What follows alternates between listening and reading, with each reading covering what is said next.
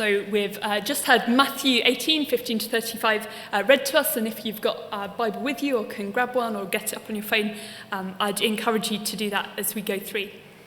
But I just want to say I'm just conscious as we begin that for some of us here this morning, that reading might have been a really difficult reading to hear, and the idea that we're going to think about it together might feel really difficult. If you've heard a sermon before on Matthew 18 and been left feeling like this passage sets out a simplistic rubric for reconciliation and forgiveness in every situation, regardless of the way in which you've been harmed, I'm really sorry, because I don't think that's what it does, and that's hopefully not what you're going to hear from me this morning.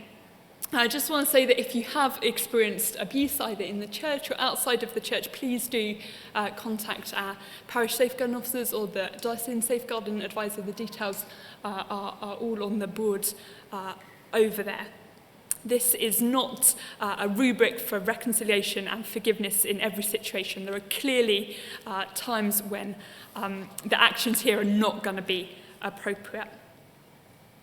And so my hope and prayer is that as we do journey through these verses together this morning, we'll discover that they're not a step-by-step checklist for every situation, but instead that they're about giving practical advice on how God's kingdom values work in the life of the church, particularly how they work out in the life of the church when there are difficulties, when we need to have difficult conversations about things that have gone wrong or mistakes that have been made.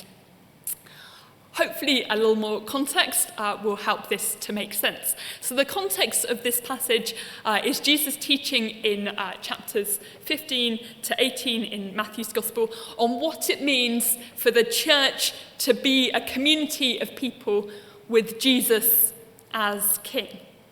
And it might seem obvious to us that the church is a community of people guided by God. But we need to remember that the disciples that Jesus is talking to, actually this is a radically new idea. The idea of a church as community of people, the idea of being guided by God, of not having the usual kind of structures and hierarchy and status and power that you'd get in worldly communities. Actually, that's really radical. This is new. If you look back to the beginning of chapter 18, you've got the disciples asking, who's the greatest? They're still very much thinking in terms of this kind of worldly way of ordering communities.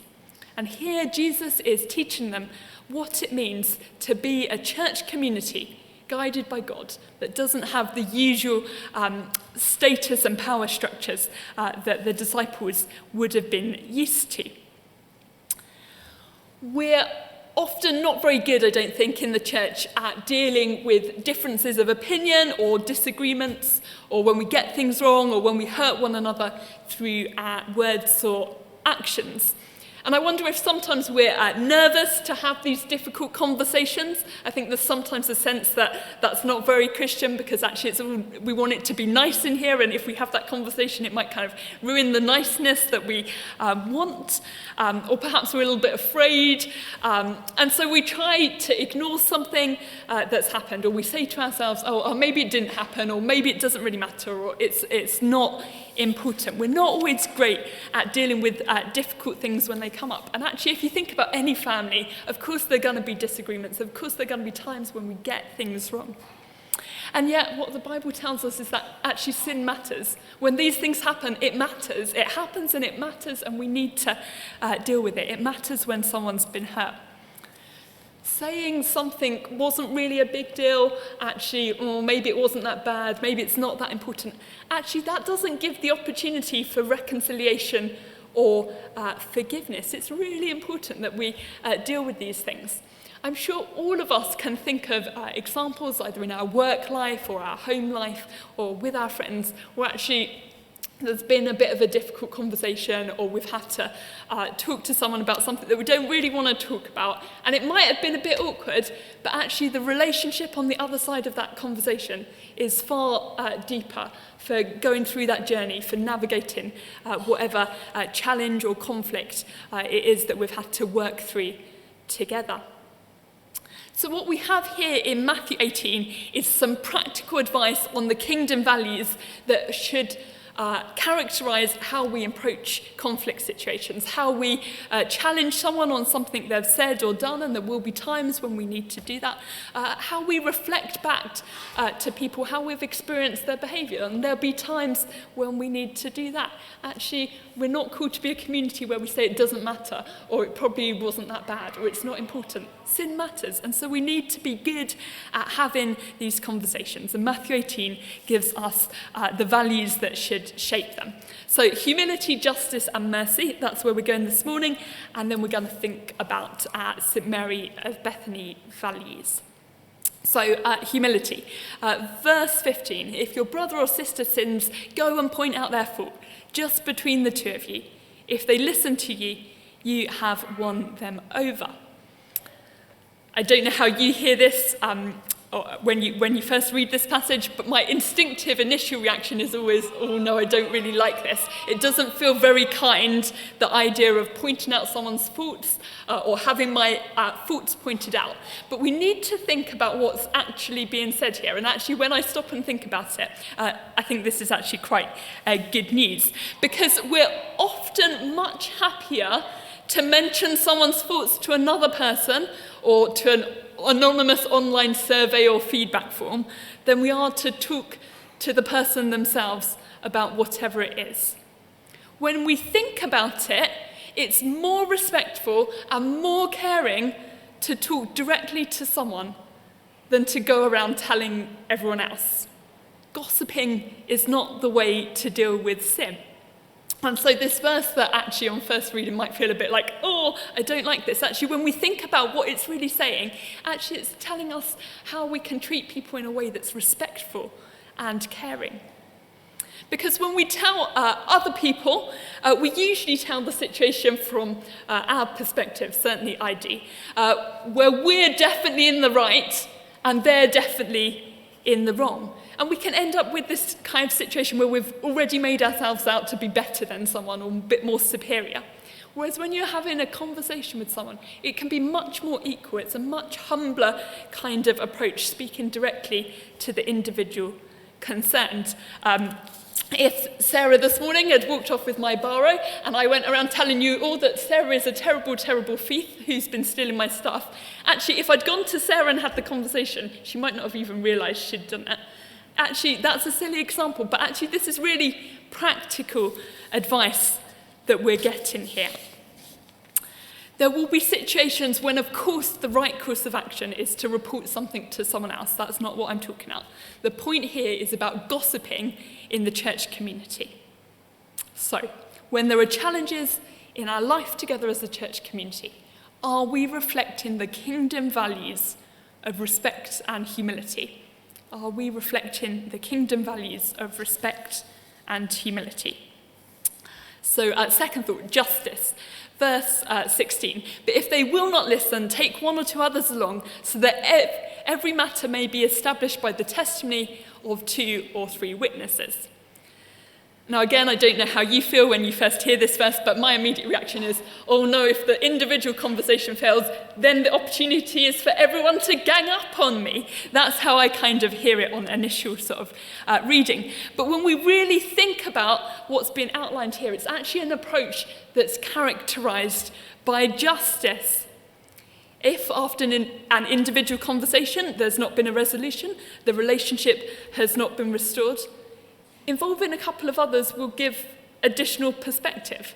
They'll either be able to tell you if you're being a bit unreasonable and pointing out a fault that's not there, or they can help the person you're having the conversation with to see the issue by supporting what you're saying or perhaps explaining it in a slightly different way. I know I do this just in my everyday life. I often WhatsApp a friend and ask for their opinion on something, and they don't say what I want to hear, and so I WhatsApp a different friend and ask for their opinion on something, and actually they agree with the first friend, and then I concede that actually maybe they're both right. Actually, one person's opinion wasn't enough to convince me, but 2, okay. This is practical advice. And then in verse 17, if they still refuse to listen, tell it to the church. And if they refuse to listen even to the church, treat them as you would a pagan or a tax collector. And again, this when I first read it, always feels quite alarming to me, but we need to think, we need to kind of peel back the layers of what's really going on here. And there are a few things to notice. Firstly, church in this context would have been much more like what we like our home groups, like our small groups, a community, a learning community, a community of members encouraging each other in Jesus' teaching. The idea here isn't someone's going to come to the front of church each Sunday and call out what you've done wrong. That's not what's being expressed here. It's a kind of church as sort of learning community. And the purpose of telling the church is not public humiliation. I think that's always my instinctive reaction when I hear that. But that's not what's being said. It's that more voices can help to address an issue. More people can just help to be encouraging each other in Jesus' teaching. More voices, more support can help. The goal is the restoration of the community. The second thing we need to notice is that there are consequences if the person still refuses to listen. And again, this might feel a little bit uncomfortable, but actually when we think about it, if you've got a process characterized by justice, there needs to be consequences. It wouldn't be fair and just if there weren't consequences. Thirdly, we need to notice that being treated as a pagan or tax collector doesn't mean there can never be restoration. I'm sure you'll be able to think of examples in the Bible. Even pagans and tax collectors are not beyond the reach of God. And I think that's quite an important point to notice. There are consequences, but there's still hope. This is a way of dealing with conflict, of difference, having these difficult conversations that's just and fair. And then verses 18 to 20. Truly, I tell you, whatever you bind on earth will be bound in heaven, and whatever you loose on earth will be loosed in heaven. Again, truly, I tell you that if two of you on earth agree about anything you ask for, it will be done for them by my Father in heaven. For where 2 or 3 gather in my name, there I am with them. How we behave, the decisions we take in these sorts of situations, they matter, but God is with us. I suspect many of us are familiar with that verse, I think it's verse 20, about 2 or 3 gathering together. Actually, I am with them. But we often forget the context in which this verse comes up. We think of it as being about actually when we're praying together in a small group, God's there. It's actually when we're having these difficult conversations in this kind of judicial process, I am there. And I think that's actually how the phrase that the Greek uses. God is present, and we need to always remember that. When there are challenges in our life together as a church community, do we reflect the kingdom value of justice? And do we remember that God is present? So that's second thought. Third thought, mercy.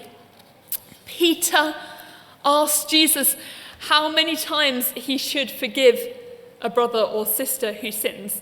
And he's quite clever here. He picks the number 7, and he's gone 4 higher than the 3 of the Old Testament. That was the kind of the Old Testament practice.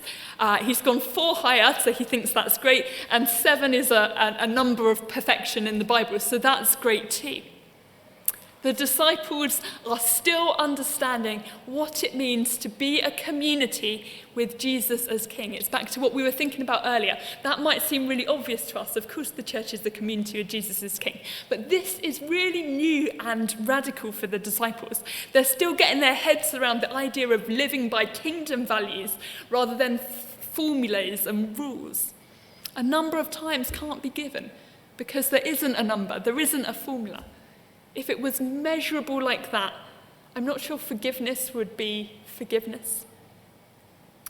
Jesus then tells a parable, verse 21, about a king whose servant owed him an enormous amount of gold, more than he could ever pay back in the whole of his lifetime. And I couldn't remember earlier, I think it's either 200,000 days of wages or 200,000 years of wages. But the point is, it's a colossal sum that he's never going to be able to pay back. The servant begs for mercy, and the king cancels his debt. This is incomprehensible generosity. So how does the servant respond? The servant responds by going and finding one of his own servants and asking for the repayment of a tiny debt, equivalent to, I think, about 1 day. So you've got 200,000 days of wages versus 1 day. The 200,000 is cancelled. The 1 day, what does the servant do? He uses his power to punish his servant who can't pay it back, an amount that could so easily have been overlooked.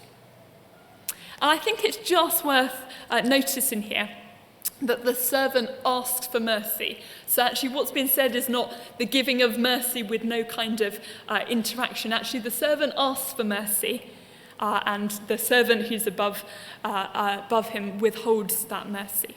This is about a passage about showing mercy, generosity to a servant who has asked for that mercy. So in our life together as a community, do we remember the mercy we've been shown? And do we consider how we use our power? When we hear or read Matthew 18, it may appear as though it's a passage all about the specific actions we need to take with the goal of reconciliation and forgiveness. And I think we sometimes get stuck with a list of actions. But actually behind this list of actions, what we have is Jesus illustrating to a church community how to deal with issues in a way that reflects the kingdom values of humility, justice, and mercy. So let's not get stuck with the specific list of actions. Actually, let's think about what Jesus is trying to illustrate. Actually, here's how you could deal with this. It's practical advice for how to deal with these difficult things in a way that's characterized by the values of God's kingdom. So, as I finish, I'd just like to reflect for a moment, if I can find it, as it disappeared since this morning. Here we go. On a couple of our values as a church, which Mark introduced to us a few weeks ago. And these values, they're not we've arrived values, they're values that we want to be characterized by as a community. So they're things that we kind of sense amongst us, but we also want to work at. And I just want to think about a couple of them. We want to be a community that's kind, where in every interaction we recognize that the person that we're talking to is a loved child of God. When we think about this passage that we have this morning, how can we have those difficult conversations? How can we address issues that need addressing, that don't not take the approach of saying it didn't happen or it didn't matter when it did? Sin matters, we need to deal with it. How can we have those conversations that we need to have, but in a way that's kind, where we recognize that every person here is a loved, valued, precious child of God? And we want to be a community that's brave. That's the third St. Mary Bethany value, where we walk together boldly through the joys and challenges. And I'd like to suggest that as we think about this passage this morning, actually it's an example of what walking boldly through the joys and challenges might be. It means being brave, I think, means being prepared to have uncomfortable conversations, but actually to do it knowing that if we can navigate these challenges together, how much deeper will our life together be? It's having these conversations in a kind way that will help us to be God's transforming people in our parish, to love Jesus, to serve and tell others, and to be community. So this is good news. It might feel like it's really hard stuff to do, but actually, if we can do it and if we can bear with each other as we figure out how we can handle difference without cancelling one another, how we can listen well, how we can not let things go that need to be called out. If we can go on that journey, just think about the kind of community we can end up with, how we can go deeper together, and how we can witness to our parish. And so we're going to move now into a time of response, and Sarah's going to lead us in that.